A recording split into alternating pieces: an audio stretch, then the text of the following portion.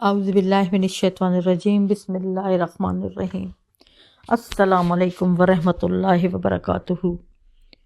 تمام تعریفیں اس پروردگار کے لیے جس کی قبضہ قدرت میں ہم سب کی جان ہے۔ درود و سلام محمد آل محمد کے لیے۔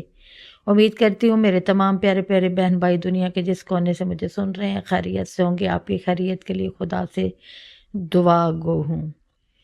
دوستو، خوبصورت بابرکت مہینہ جاری و ساری دوسرا عشرہ خداوند عالم کے حکم سے شروع ہو چکا ہے۔ اللہ تعالی ہمیں ان برکات سے فیض حاصل کرنے کی توفیق عطا فرمائے۔ آج میں بتا رہی ہوں آپ کو بہت خوبصورت دعا، وہ ایسی دعا جو گناہوں کی بخشش ہو، جو ہر حاجت کے لیے ہمارے لیے بہت بڑی دعا ہو، اللہ کے خوبصورت ناموں کی دعا ہو۔ اور ایام دوسرا عشرہ جو رمضان المبارک کے ایام ہیں، ان میں پڑھنا 13، 14 اور 15 کو انتہائی مجرب ہے۔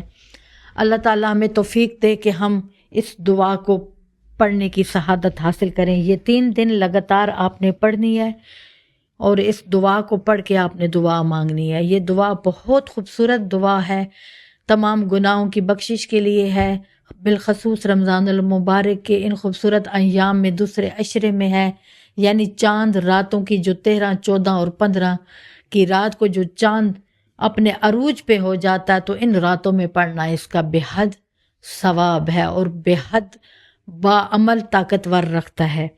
یہ 3 راتوں میں آپ پڑھیں اور خدا سے جڑے رہیں، خدا سے دعا مانگیں، خدا آپ کی حاجتوں کو پورا کرے، خدا آپ کی تمام پریشانیوں کو دور کرے۔ یہ تمام بے اولادوں کو خداوند عالم اس دعائے کے صدقے میں اولاد عطا فرمائے۔ وہ کون سی دعا ہے دوستو؟ وہ دعائے مجیر ہے۔ دعائے مجیر ان 3 راتوں میں پڑھنا انتہائی طاقتور عمل ہے۔ دعائے مجیر کو 13 کی رات، 14 کی رات، 15 کی رات کو پڑھیں اور انشاءاللہ تعالی اللہ آپ کو اس دعا کے صدقے میں آپ کی تمام پریشانیوں کو دور فرمائے گا، آپ کے گناہوں کو معاف کر دے گا، آپ کے مرحوم کی مغفرت فرمائے گا۔ آپ جو بھی حاجت لے کے اس دعا کو پڑھیں گی، اللہ آپ پہ اپنی رحمتوں کے سائے کر دے گا۔ دوستو، بغیر سکپ کیے اس دعا کو آپ نے میرے اس عمل کو سننا ہے اور عمل کرنا ہے۔ بغیر سکپ کیے جب آپ سنیں گی تو آپ کو ان رحمتوں کا پتہ چلے گا۔ یہ وہ دعائیں ہیں جن کے پڑھنے سے انسان اپنے ایمان کی تازگی چاہتا ہے، اور ایمان جب تازہ ہوتا ہے تو انسان نیکی کی طرف مائل ہوتا ہے۔ انشاءاللہ تعالی دعائے مجیر بہت مجرب ہے، آپ اس کو پڑھیے گا، انشاءاللہ اللہ آپ کی حاجتوں کو پورا کرے گا۔